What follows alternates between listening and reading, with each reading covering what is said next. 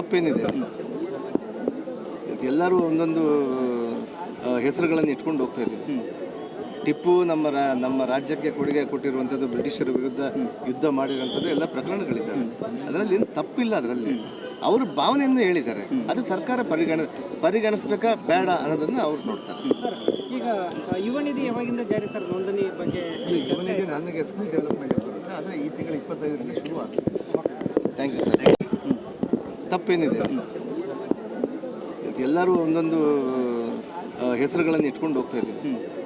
ಟಿಪ್ಪು ನಮ್ಮ ರಾಜ್ಯಕ್ಕೆ ಕೊಡುಗೆ ಕೊಟ್ಟಿರುವಂಥದ್ದು, ಬ್ರಿಟಿಷರ ವಿರುದ್ಧ ಯುದ್ಧ ಮಾಡಿರುವಂಥದ್ದು ಎಲ್ಲ ಪ್ರಕರಣಗಳಿದ್ದಾವೆ.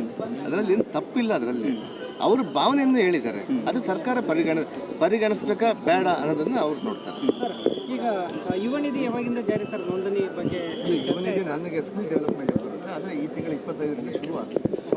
Thank you sir. ತಪ್ಪೇನಿದೆ?